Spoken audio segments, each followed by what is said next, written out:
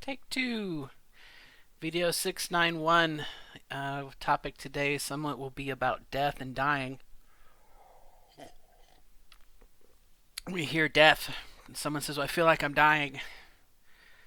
This is some serious topics, but from a metaphysical point of view, and I think definitely in light of transitioning, I know for myself, I have died multiple times on this journey. I have died. I've been a walking corpse when I was younger. There were times in my life, and I'm sure you have them too, where you were just going through the motions. You know, get up, go to work, come home, eat, sleep. Kind of like a zombie. The walking undead. Um, you know, and it took a number of years for that corpse, that skin to rot, and to rot to the point that I got off my ass and did something about it. And also opportunity presented itself that I could do something about it. Um, so and we wear many faces, many masks in our life, and um, if we're not ready to deal with our authentic selves, um, we continue to lead that false life, that false sense, and people can sometimes continue to do. You know, um, it's painful. It's painful. While it's liberating and can bring a lot of joy and happiness, it can be a lot of self introspection of aspects of our life that are very painful. And so, yeah, it's easier to go la la la. I don't hear anything. I'll deal with it later, one day. I don't have the money to transition.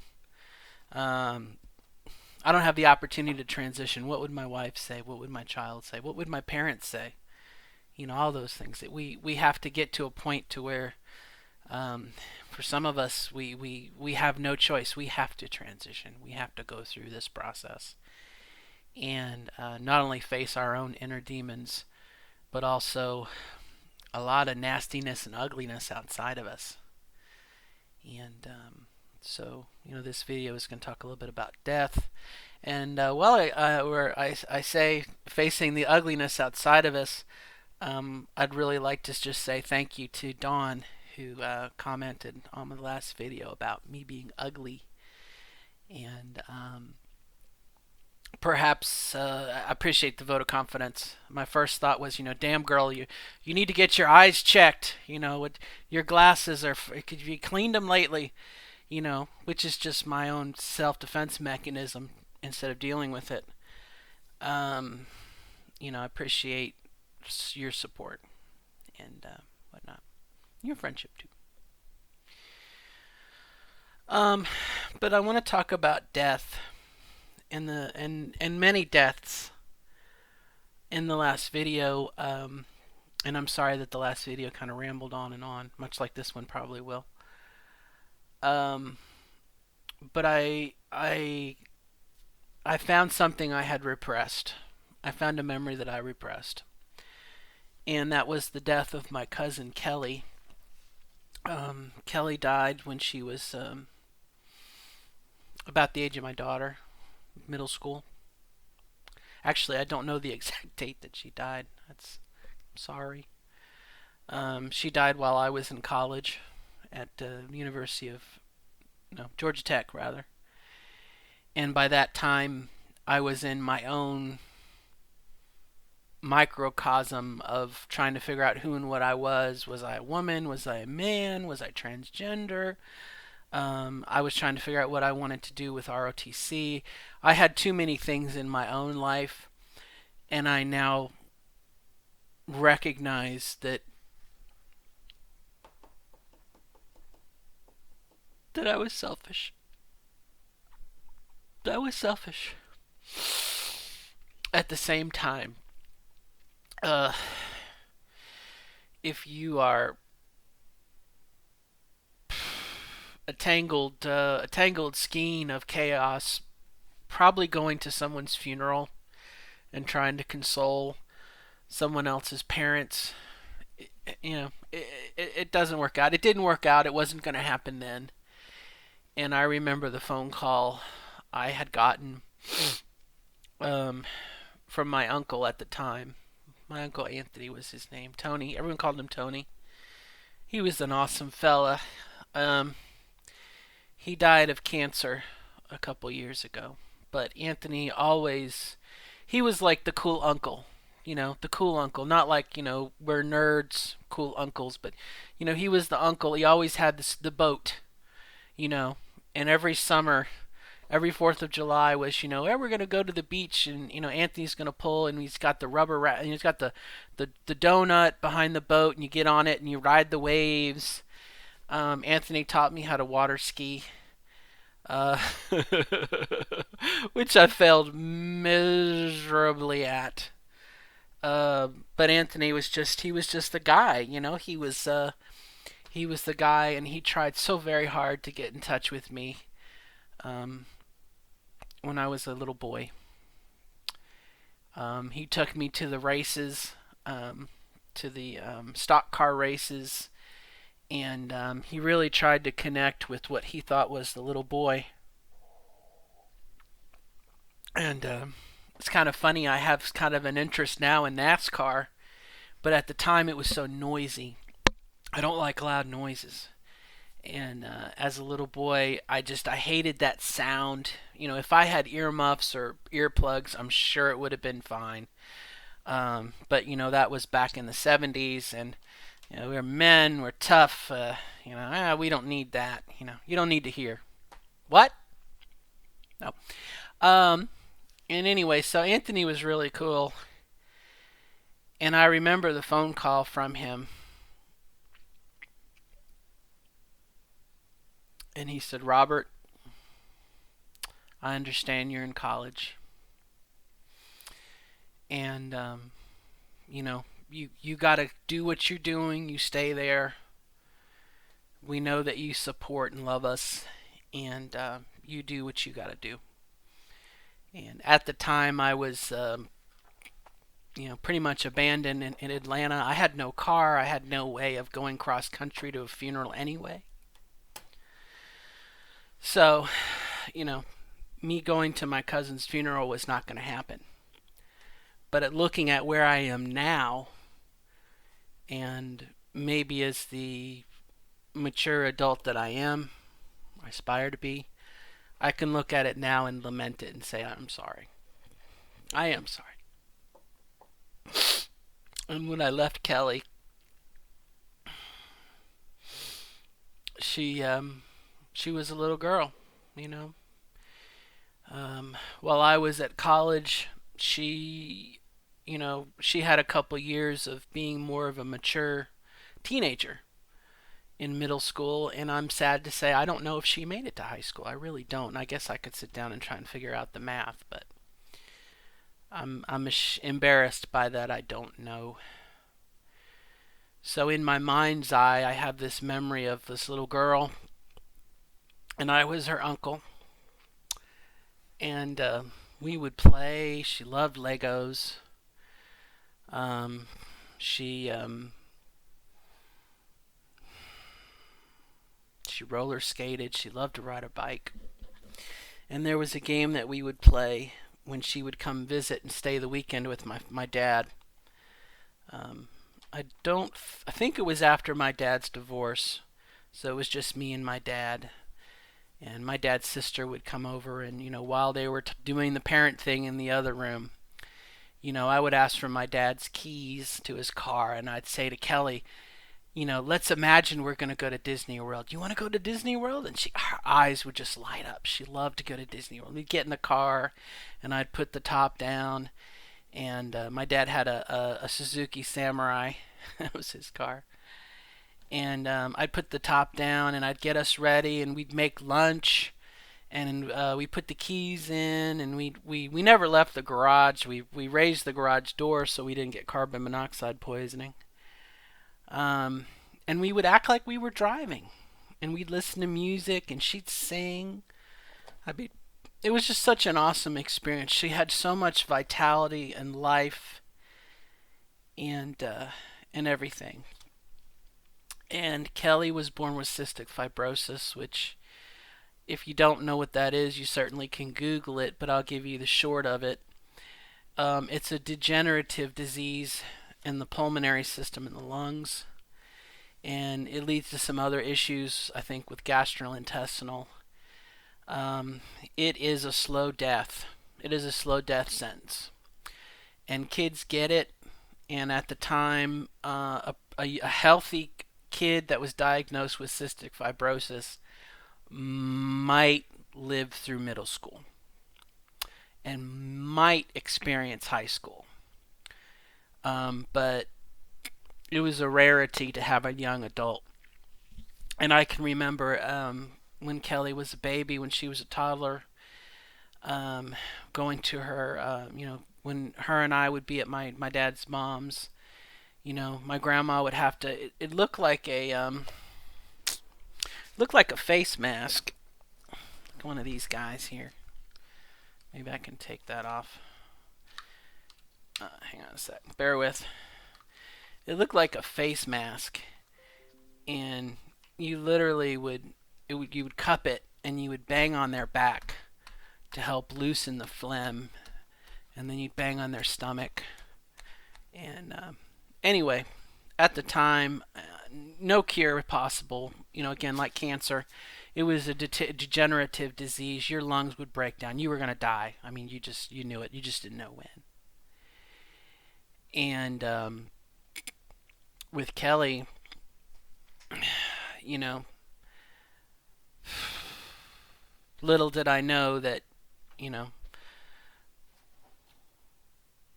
my last summer before going off to school, before going off to college, that would have been the last time I would see her alive. And of course, we had diverged a little bit, as I went to high school and was trying to be the person I wasn't, and stuck in my own life. She was doing her own thing. So when I think about her, I still think about that little girl who would climb into my dad's Suzuki Samurai and we would drive to Disney World. That's the memory that I have of her. Although she did live, obviously, probably 4 to 6 years after that. But I think what Kelly represents to me is a young woman who probably had dreams, had aspirations. She knew her odds were low, but not only do children and young adults think they're invulnerable, but there's a chance. There's a chance they're going to live. And I remember she went to hear someone speak, and the speaker was 24 years old, and it was like, see, here's a woman who lived to 24. You could be like her. It was that incentive not to give up.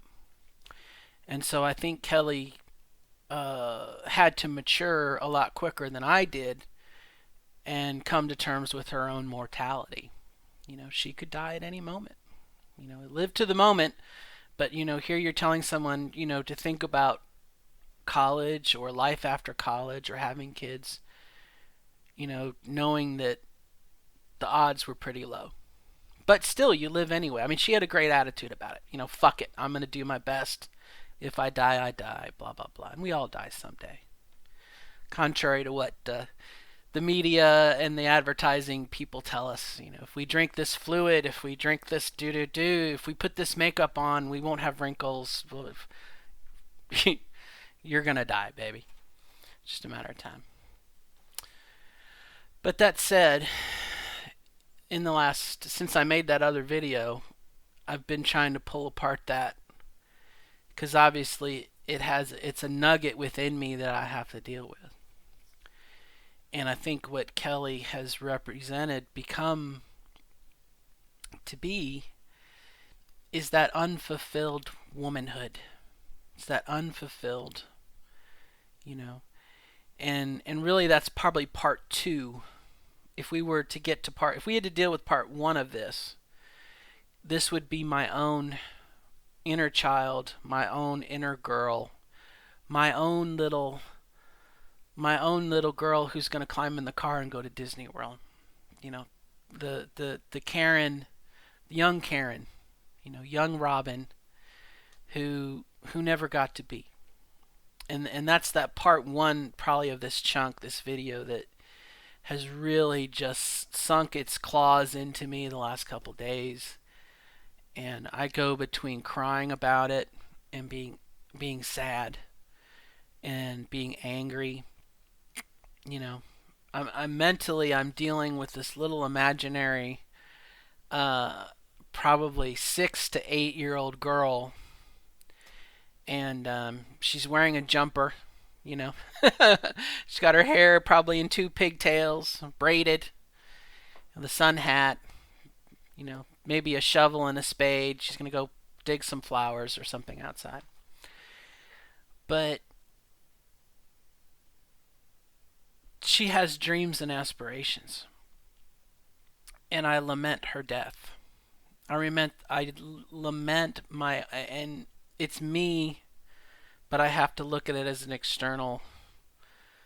You know, I'm sitting there with my arm around this little girl that lives within me, and I'm as she's just crying and trying to get her emotions out, her sadness, her frustration, her anger, her jealousy. I'm just sitting there with my arm around her, patting her back and saying, I'm sorry, baby. I'm sorry, dear. You're absolutely right. It's terrible.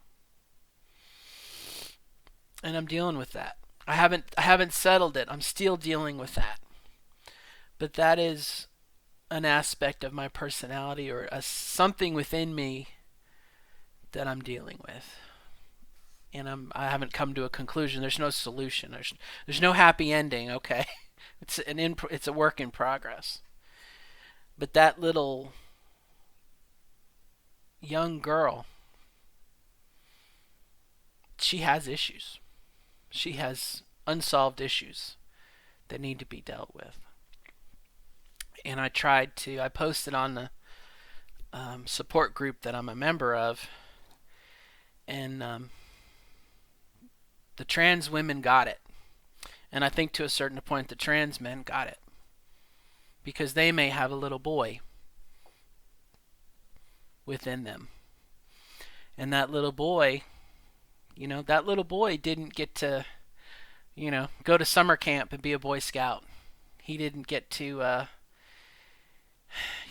earn a merit badge in first aid. He didn't get to go canoeing. He didn't get to go mountain climbing. He didn't get to pee in the woods on a cold morning and watch the steam rise from where he pissed. He didn't get to ejaculate. He didn't get to masturbate. He didn't get to do the things that I have done that maybe I take for granted. And so I can only imagine, and I won't even begin to try to speak for a trans man, but I'm trying to understand as best I can and to mirror that with my own feelings as a trans woman. That little girl who didn't get to play with dolls, and probably from a therapeutical point of view, if I was to go to a counselor or a therapist, they'd say, oh, but Robin, you can go to the grocery store and buy yourself some Barbies right now, and you can play with those Barbies as if you were the little girl who wanted to play with those Barbies. I mean, that is an option. Probably very therapeutic. But it's not something I really want to do. For mentally, the adult here is saying, well, that's a waste of money. Here you go. Here's my teddy bear. This is actually my teddy bear when I was younger. I have some toys of my life that I can, I can imagine, but it's those are fixes. And I'm probably gonna make a very masculine, a manly thing to do is, well, what do we got to do to fix it? let's fix it. You know, and stereotypically a very feminine thing to do would be, but wait a minute. Let's explore how that makes you feel. What is it that you're feeling? What is your emotions? And what do you think it means? So when I posted this in the support group meeting, I was afraid that was going to be the reaction for somebody. Someone was going to say, well, let's fix it. And I don't think necessarily we want a fix. We want to be nurtured. And sometimes we just want someone to say, I'm sorry, that's terrible. Is there anything I can do? I'm so sorry you feel that way. And in some respects, there's a certain degree of a satisfaction that comes from acknowledging such a thing exists, and certainly something that can be done to try and address it. But I think as a mature adult, the wise woman that I try to be, that I aspire to be, the impossible dream, as not Don Diego. I'm getting my Dons mixed up. Don Quixote. He in reality he was a frail old man, but he had this vision that he was this knight, Don Quixote, and I'm going to chase the windmills. And people say, well, that's idiotic, or windmills. And he'd say, well, you're right, but they might be giants. I have to find out. I have to pursue the impossible dream. I have to reach for the unreachable star. No matter how hopeless, no matter how far, that is my quest. And so, I don't know where I'm going with that. Boy, that made me feel really good. I could sing that song now. The enemy of Don Quixote was the Knight of Mirrors. I'm sorry, I'm getting off task here. How Don Quixote was defeated was by the Knight of Mirrors, was by looking at his own reflection and seeing that he was actually not who he thought he was. And there's probably some psychological symbolism in dealing with our own self, looking at ourself, the reflection of ourself, and perhaps embracing some of the things on our shadow side, our shadow self. We're getting into Jungian psychology here, but anyway, back to the idea of the little girl. So, in my mind, I'm counseling this little girl.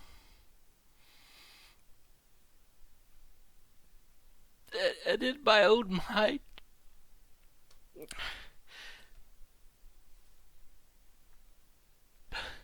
her and I are standing at a grave. It's not it's not Kelly's grave, but it could be. Kelly's the part 2. We're at part 1. Little Karen and I are standing at a grave that is little Karen. Or little Karen's hopes. Little Karen's desires. Little Karen, for example, wanted to be a Girl Scout. She wanted to be a brownie. Oh my gosh, I loved the outfits. Growing up in the 70s, all the earth tones, brownies, and sell Girl Scout cookies, and be a girl with other girls doing girly stuff. That was forbidden to me because I was man. I was a boy. And so the fix-it person says, well, you can volunteer. You could volunteer and be an adult leader of a Girl Scout and help someone else out. And I'm like, you're right, but you're missing the point. I'm a 48-year-old woman who's lamenting the fact of things that she missed out of when she was 6 years old. And no, she it's not the same. Yes, it's a possible solution, but it doesn't address the issue. And so like I said, I'm counseling little Karen, little Robin, and we're crying together, but we're doing so at a gravesite. We're doing so at a place where the dreams of trans men and women, trans boys and girls go to die. In the same way of grief, it's a way of dealing with that grief. When someone passes away, if a parent loses a child, they die. A parent has to bury the child. You don't go up to them and say, "Oh, don't worry, you can always have more kids." And so that's that fix-it attitude that somebody posted in the group, and I was like, ah! Not helping. But thank you for your interest. So like I said, in a way, it's lamenting, it's mourning, it's dealing with the grief, the death, coming to terms with the truth that there are things that I wanted to do, I should have been able to do had I been born a girl, or had I been boy a boy if you were a trans man. And there's not a fix for that. In my mind, there is only outgrowing it. There's only being mature enough to recognize what it is, and being able to say, yeah, that sucks ass. Them bastards. That is terrible. And I can only imagine, is there anything I can do? And the truth is, no, there's not. But acknowledging it with me, okay? Acknowledging that and saying, patting me on the shoulder and saying, "Robin, I'm so sorry, baby. And I felt it too." And that's what I've been doing with my own little girl that lives inside me, who's crying her eyes out. She doesn't understand. She doesn't understand. So I'm dealing with that grief. And I wanted to put it on the channel because there was a time in my life where I thought I transitioned. Transitioning would solve all my problems. GCS would solve all my problems. Guilty. And it doesn't. We carry this with us till we die. We really do. We really do. And maybe I'm painting too broad I'm using too big of a paintbrush. Okay, I can't say that for everybody. I shouldn't say we carry it with us till we die. I carry this with me till I die. You might carry it with you till you die. It might be something totally different. Totally different. You wanted to be a cheerleader. I wanted to be a cheerleader. You wanted to wear a dress where you spin around and it blooms up. Yes, we have the ability to do that as an adult. I've got several skirts in there I can do that with. And maybe once I recover from my sickness, not feeling very well, I'll do that. So yeah, I can live it vicariously. I can do the best that I can with what I have, which is a statement that's coming to bite me in the ass more and more every day. Make the best of what you have with what you got. But it's recognizing that yes, that those feelings exist. And consoling my inner girl, taking care of her needs. That's been a huge thing. And that's been part one. And like I said, part two is I think of my cousin Kelly, who woke up one day thinking Yeah, I'm gonna get dressed. I'm gonna go to school. I'm gonna talk to my friends. I got class. Okay, and then we're gonna meet together and we're gonna get some coffee and we're gonna do that. And she died. She died. She wasn't gonna walk across the stage like she thought she was. She was never going to wear the University of Miami shirt that her father loved. He was a huge fan. She was never going to have a child. You know, there's a grave right next to that other grave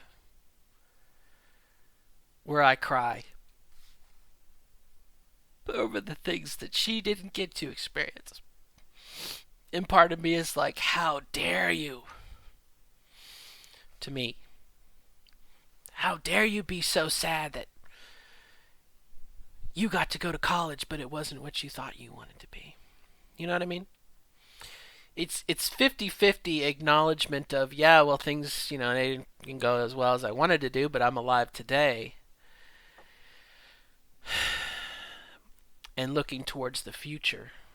What am I going to do from this point on?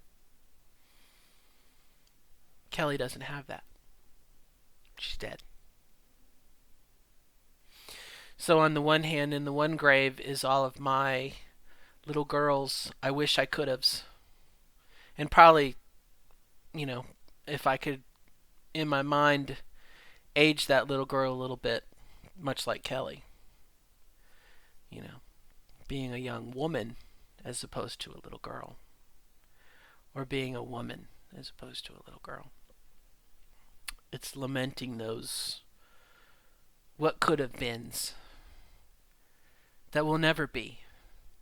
Although, as I said, there are certain things we can do to get close to, emulate, live vicariously. And that's maybe where it's an acceptance of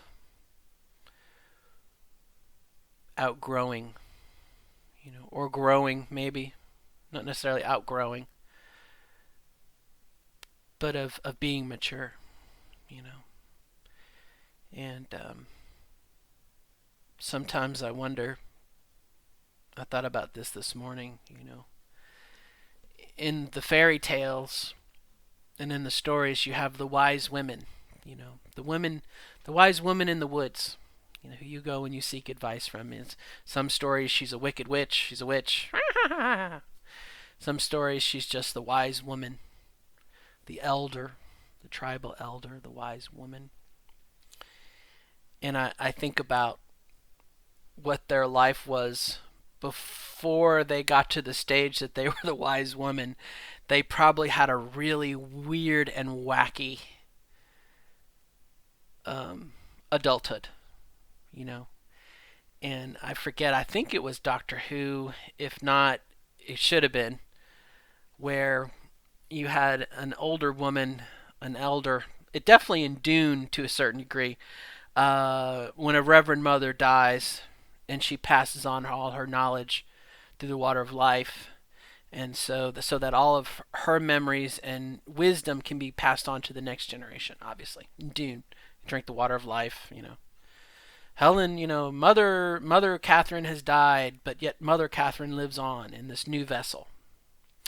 And I'm pretty sure it was a Doctor Who episode. I'm gonna say Colin Baker. It might have been Peter Davidson, where there was an older woman and a younger woman. There was a girl, and she was the initiate. She was going to inherit the knowledge, and ultimately she did inherit, through some mechanical, spiritual, magical means, the knowledge of the older woman. And I wonder, the archetype, I mentioned it in my last video, my friend Jenna, who you see before you, I fell in love with her. I was like, that's me. I want to be the wise old cat woman. I hope I live long enough to get there. We're running out of time, which means I got to close the video. So I'm going to have to close this out because the battery's running low, which I'll take as a sign I need to shut up and move on. But I wish each of us the best of luck in becoming and fulfilling our authentic selves. And I hope that you, as well as me, we give ourselves the time that we need to reflect and give ourselves the time that we need to look inward and resolve some of these issues. And there may not be a quick. Let me see if I can get rid of this window.